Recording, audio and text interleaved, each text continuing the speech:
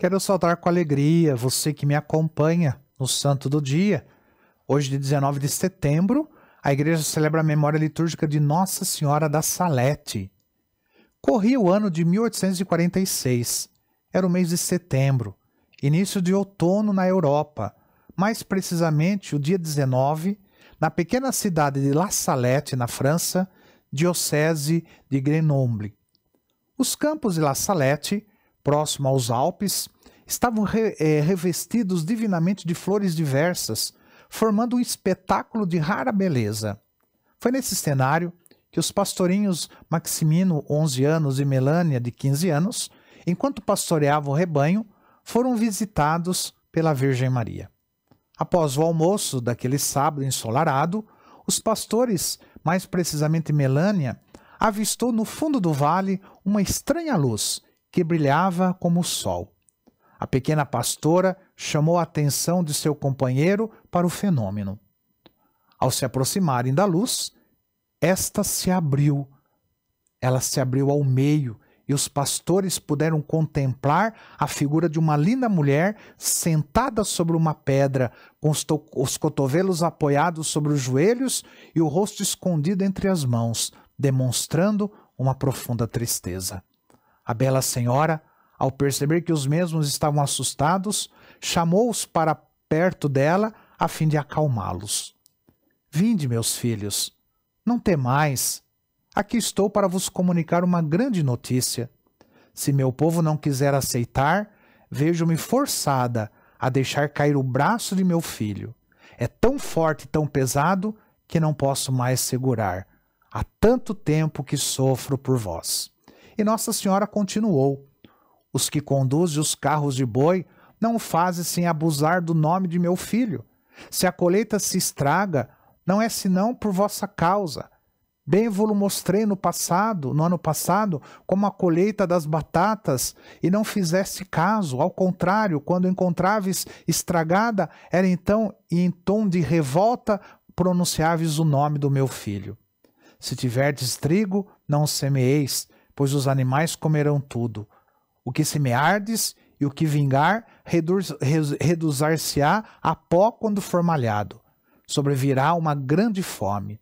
Os outros farão penitência pela fome. As nozes estragar-se-ão, as uvas hão de apodrecer. Se vocês se converterem, até as pedras e as rochas se transformarão em montes de trigo e as batatas aparecerão semeadas por sobre a terra. E ainda continuou Nossa Senhora. E vocês, meus filhos, fazem bem suas orações? Não muito bem, responderam os pastorinhos. Ah, meus filhos, é preciso fazê-la bem, à noite e de manhã.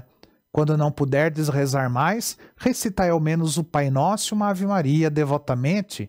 Quando tiverdes tempo, é preciso rezar mais.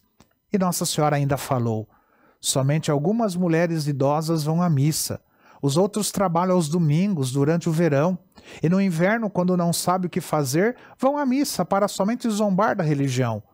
Durante a quaresma, vão ao açougue como cães atrás de carnes. E a Virgem concluiu depois dizendo, pois bem, meus filhos, transmitam tudo o que lhes revelei a todo o meu povo. Após ficar alguns instantes suspensa entre o céu e a terra, ela ergueu os olhos para o alto e foi desaparecendo lentamente.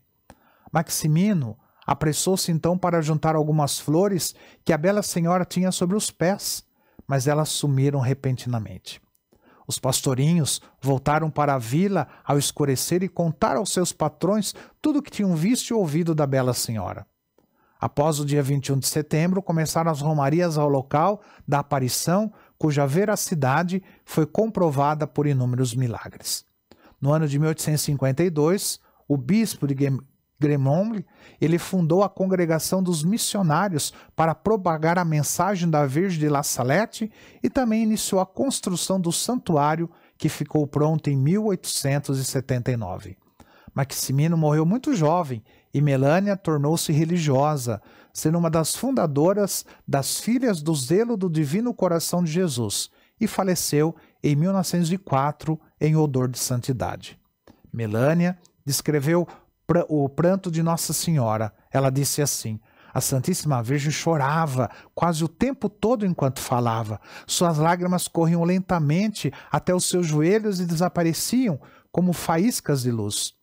Eram brilhantes e cheios de amor. As lágrimas de Nossa Mãe, longe de diminuir o seu ar de majestade, rainha e senhora, pareciam embelezá-la e torná-la mais bela e a mais amorosa das mães.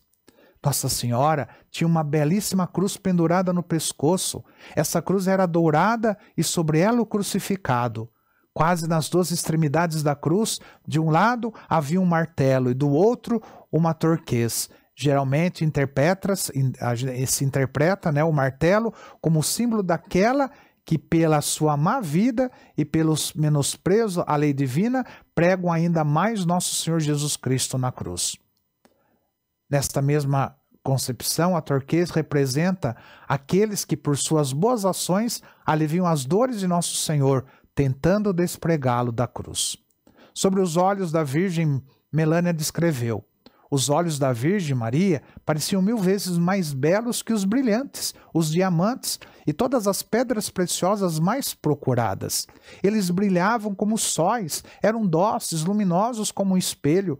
Em seus olhos via-se o paraíso, eles atraíam a ela. A Virgem aparece com trajes de camponesa, sentada sobre uma pedra, traz na cabeça um rico diadema dourado com flores, trajava um avental e seus pés cobertos de flores. A Virgem falava com simplicidade, do jeito simples dos pastores. Simples falava da terra, das plantações e colheitas, do gado e da fome, da oração e da missa. A linguagem era de fácil entendimento para os pastorinhos analfabetos e humildes. O que a Virgem anunciou aconteceu um ano depois. Um grande flagelo sobre as parreiras era então desconhecido o oídio, ou o mal branco. O escritor e poeta Paul Crowden afirmou: as uvas apodreceram. Leon Boy disse: os maiores devotos de Maria são os grandes pecadores arrependidos ou os inocentes e simples. Aqueles que amam com um amor mais intenso se encontra ou entre aqueles que conheceram bem o pecado ou entre aqueles que o pecado não conheceu. Peçamos à Virgem da Salete que interceda por nós junto ao seu Filho Jesus, pois apesar de se passarem anos, a sua mensagem ela continua atual para os nossos dias, apenas com a diferença dos simbolismos. Nossa Senhora da Salete, rogai por nós. Que o Senhor te abençoe, em nome do Pai, do Filho e do Espírito Santo. Amém.